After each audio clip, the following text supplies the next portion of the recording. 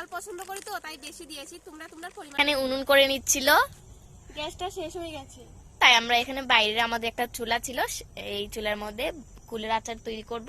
Mainly video করব বলে বাইরে আসছি, মানে চৌকাতে বানাবো বলে। হ্যাঁ, তার জন্য।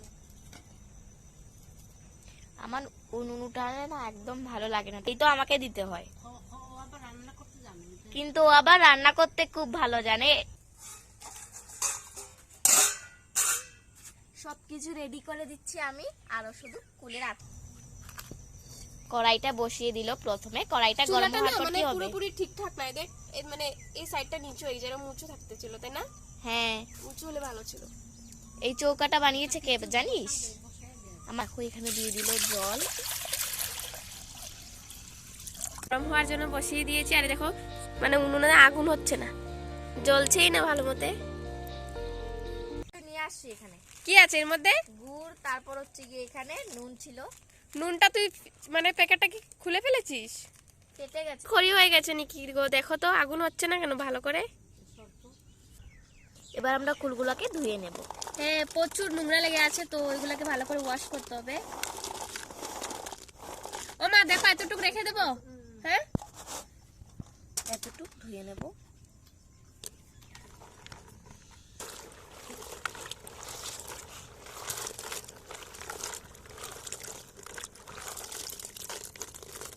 ওই গামলাটা দাও তো। ওটাই দে।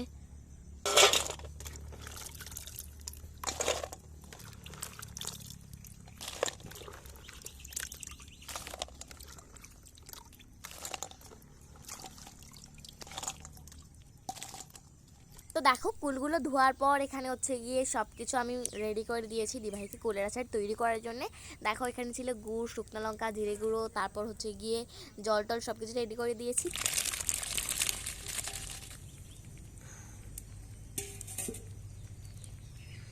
অল্প টাইম মানে বয়েল করবো, এতটাও না।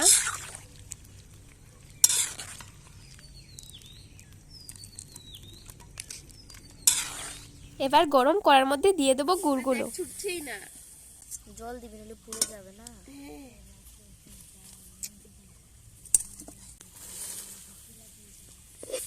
জল ইউজ করবো কারণ ওগুলো হচ্ছে না, তাই এখানে জল আমি অল্প ইউজ করবো, না হলে মানে লা লা লা লা। প্রথমে হয়তো তোমরা ভিডিও আবার স্টার্ট করার পর বাবা গাইস কি সুন্দর উনুন হচ্ছিল, তাই না? আমাদের গুড়গুলা মিক্স হয়ে গেছে। তো দেখো গাইস, গুড়টাকে ঠিক এভাবে করতে হবে, না হলে যদি মানে আমরা জল ইউজ করি না তাহলে হচ্ছে গিয়ে গুড়টা করার মধ্যে লেগে যায়, পুড়ে যাওয়ার চান্সটা অনেক বেড়ে যায়। তাই অল্প জল দেওয়াটা আমার মনে হয় ঠিক। তো এবার পুরোপুরি রেডি হয়ে গেছে গুড়ের মানে এটা বানানো, কি বলে এটা? হয়নি, দেখো ঠিক আছে, এবার দিয়ে দেবো গুড়।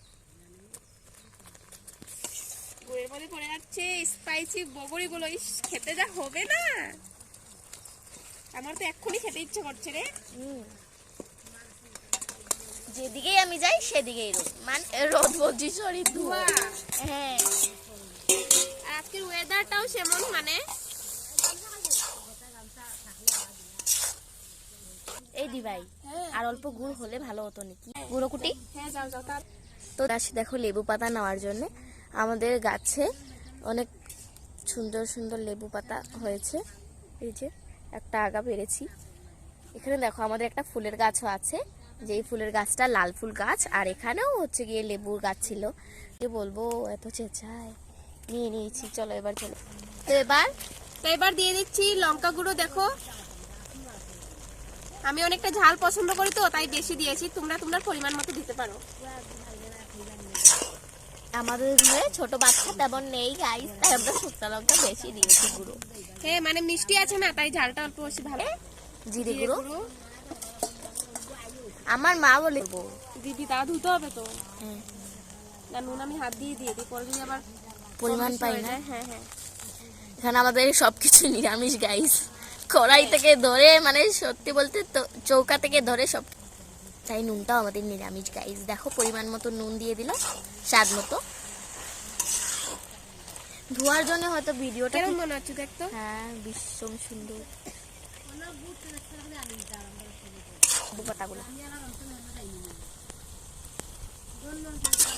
এবার যাও টিমা, সব গুটিগুলো নিয়ে আসো যাও।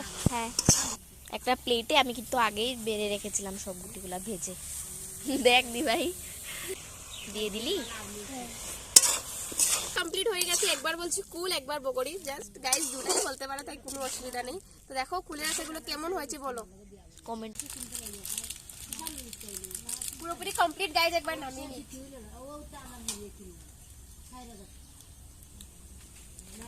এদিকে আমি এক ফাঁকে ওকে ফটো ক্লিক করে দিয়েছি।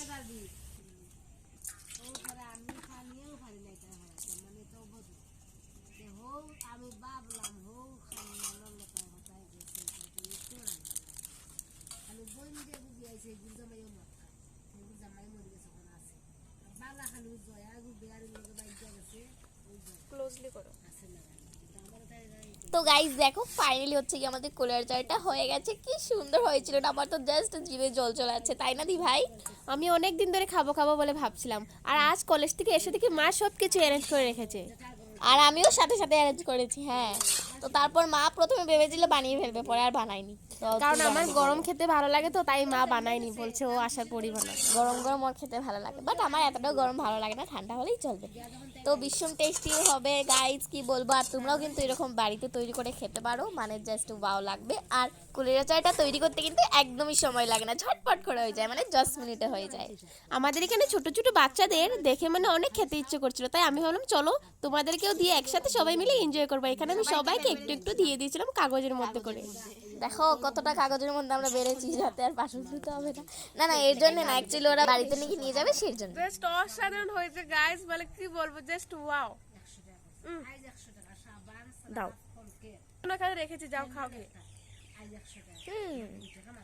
অসাধারণ গাইস, সত্যি অনেক টেস্টি হয়েছে গাইজ। তোমরা এরকম চাইলে বাড়িতে বানিয়ে খেতে পারো।